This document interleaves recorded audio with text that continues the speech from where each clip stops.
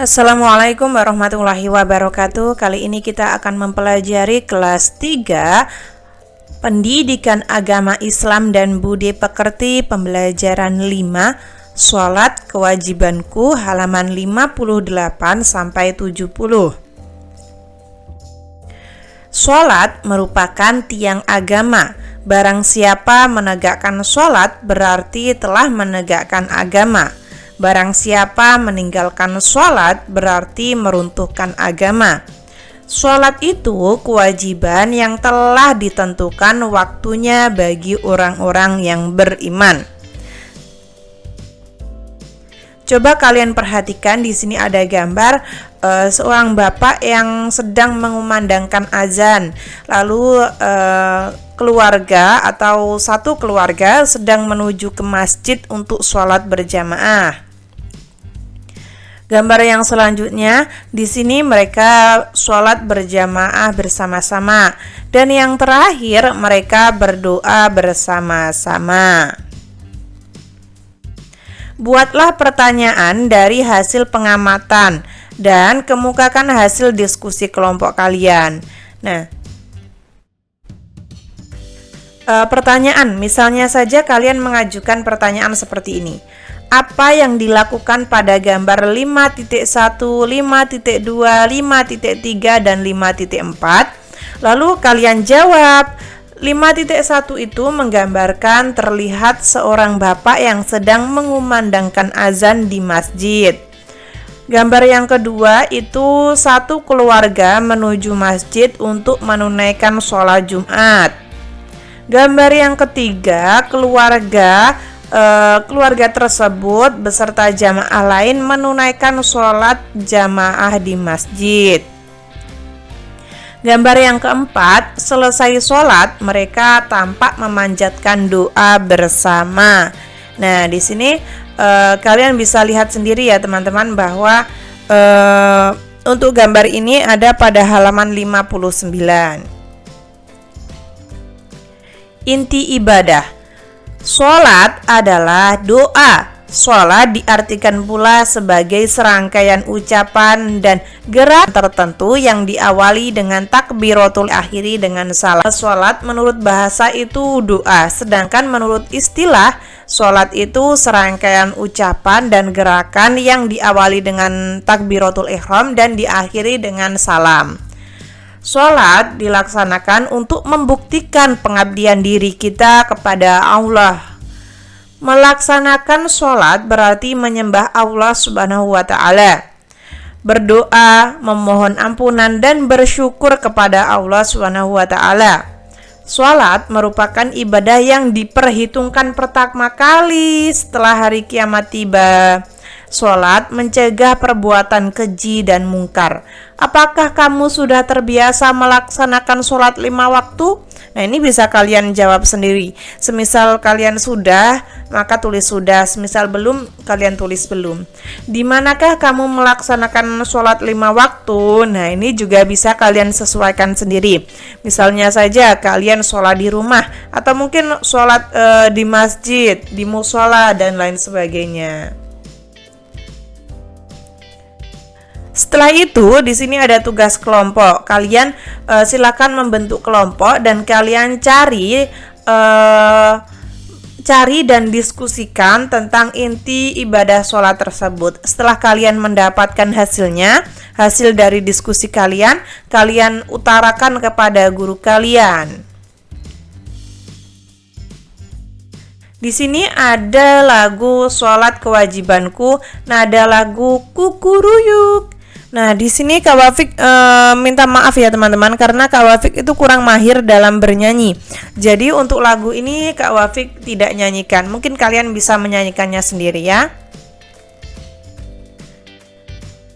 Ayo kerjakan. Nah, di sini ada gambar ya teman-teman. Gambar apa? Di sini ada gambar seorang anak laki-laki yang sedang sholat. Sholat itu diawali dengan takbiratul ihram dan diakhiri dengan salam. Nah, setelah sholat, anak laki-laki ini berdoa, meminta ampunan kepada Allah, meminta perlindungan kepada Allah, dan lain sebagainya. Setelah itu, pada halaman 62 di sini kalian bisa memberi tanda centang pada kolom iya atau tidak. Kalian sesuaikan dengan pernyataan ini. Aku meyakini sholat merupakan tiang agama. Iya. Aku mengerjakan sholat sebagai bukti pengabdian diri. Iya. Nah, seperti ini ya teman-teman. Ini bisa kalian centang menurut kalian masing-masing ya. Setelah itu, pada halaman 62 yang paling bawah, ayo berlatih. Kata sholat artinya itu doa. Sedangkan pengertian sholat secara istilah adalah serangkaian ucapan dan gerakan tertentu yang diawali dengan takbiratul ihram dan diakhiri dengan salam. Sholat dilaksanakan untuk membuktikan pengabdian diri kita kepada Allah Subhanahu wa Ta'ala. Melaksanakan sholat berarti memohon ampunan dan bersyukur kepada Allah. Sholat merupakan ibadah yang pertama diperhitungkan pada hari kiamat kelak, teman-teman. Ayo berlatih. Tunjukkan satu contoh ibadah salat dalam kehidupan sehari-hari. Nah, ini bisa kalian sesuaikan sendiri ya teman-teman. Misalnya saja, saya setiap pagi selalu sholat di masjid, sholat subuh. Nah, itu juga bisa. Ini ada pada halaman 63 ya, 63. Ayo renungkan apa yang kamu pelajari hari ini. Hari ini kita telah mempelajari tentang sholat. Bagaimana perasaanmu selama belajar? Saya sangat senang sekali dan bersyukur kepada Allah telah diberikan kenikmatan untuk bisa belajar. Kamu telah mengetahui manfaat sholat bagi kehidupan sehari-hari. Apa pendapatmu jika ada orang yang rajin sholat tetapi masih melakukan perbuatan tercela? Bagaimana tindakanmu? Nah, kalian bisa mengingatkan dengan perbuatan tercela itu tidak disenangi Allah loh. Nah, seperti itu. Namun kalian ketika mengingatkan, kalian harus menggunakan bahasa yang santun, tidak boleh menyinggung perasaannya. Kegiatan bersama orang tua. Ini ada pada halaman 64. Bagaimana perasaanmu jika telah melaksanakan sholat tepat waktu? Sangat senang sekali. Apa inti ibadah sholat menurutmu? Memohon ampunan dan bersyukur kepada Allah Subhanahu wa Ta'ala. Nah, tadi kan kita sudah mempelajari tentang pengertian sholat ya teman-teman. Sekarang poin yang B, kita mempelajari hikmah. Hikmah dari sholat. Sholat akan memberikan hikmah yang bermanfaat jika dilaksanakan dengan sempurna, memenuhi syarat rukun, khusyuk, dan ikhlas. Karena Allah Subhanahu wa Ta'ala. Hikmah sholat diantaranya sebagai berikut. Yang pertama, selalu mengingat Allah Subhanahu wa Ta'ala, mendekatkan diri kepada Allah, disiplin waktu, hidup bersih, hidup tertib, bersikap rendah hati, hidup damai, hati menjadi tenang, dan lain sebagainya. Sebenarnya banyak sekali teman-teman hikmah dari sholat itu. Tanpa kalian sadari bahwa gerakan sholat itu juga membuat organ-organ tubuh kita itu menjadi terrelaksasi. Nah, seperti itu. Praktek. Ayo kamu praktekkan gerakan sholat berikut. Nah, di sini ada berdiri menghadap ke kiblat ya teman-teman. Lalu takbiratul ihram. Takbiratul ihram itu kedua tangan diangkat dengan membaca Allahu Akbar. Nah, seperti itu. Meletakkan tangan di antara pusar dan dada. Setelah itu, setelah bacaannya selesai, kalian ruku dengan membaca, atau ketika kalian merubah gerakan itu kalian membaca Allahu Akbar. Iktidal sambil membaca Sami Allahu liman hamidah. Jadi ketika kalian setelah ruku, kalian ingin pindah gerakan menjadi i'tidal, itu kalian membunyikan sami Allahu liman hamidah. Ketika sujud kalian membunyikan Allahu akbar dan seterusnya itu ya. Ayo bekerja sama. Nah, di sini ada gambar teman-teman. Gambar ini ada pada halaman 66 ya. Gambar yang pertama ada dua anak laki-laki. Alhamdulillah sudah azan, waktunya sholat. Kalau begitu, ayo kita sholat ke masjid. Lalu mereka datang ke masjid. Setelah mereka selesai sholat, mereka bercakap-cakap lagi. Ayo kita mengaji di madrasah. Ya, baik. Ayo kita berangkat. Nah, seperti itu. Jadi mereka setelah sholat, mereka mengaji di madrasah tersebut.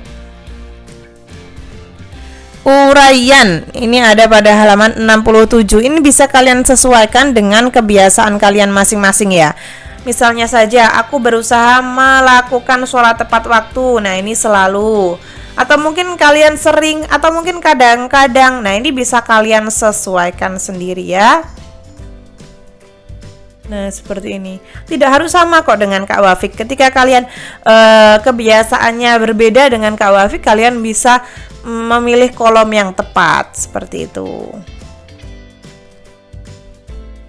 Lalu di sini pada halaman 68, ayo berlatih.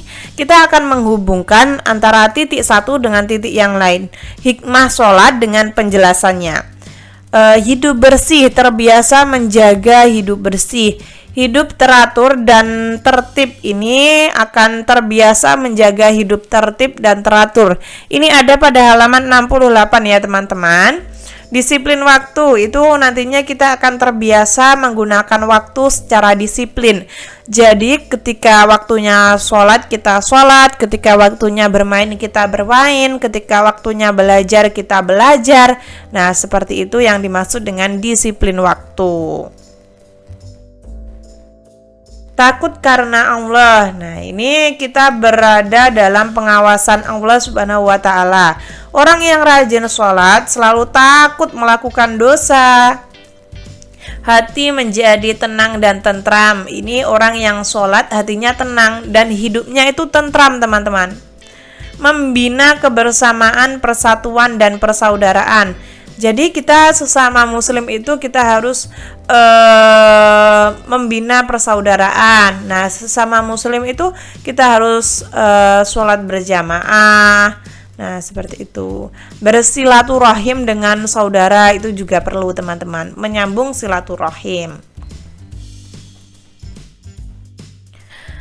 Lalu, ayo renungkan pada halaman 69. Apa yang telah kamu pelajari hari ini?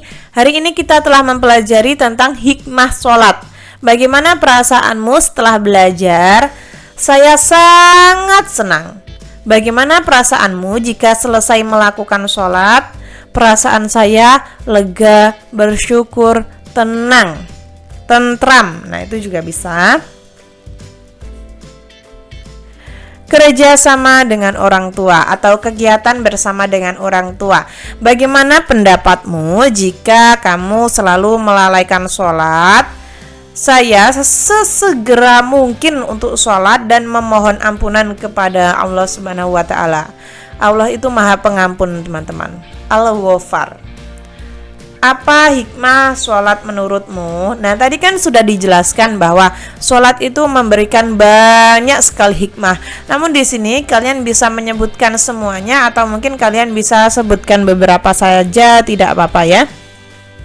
Kurang lebih seperti itu teman-teman. Ketika teman-teman ada saran, masih kurang paham atau mungkin Kak Wafik salah kata, salah ketik dan lain sebagainya, kalian bisa tulis di komentar agar Kak Wafik dapat memperbaikinya. Saya akan usahakan.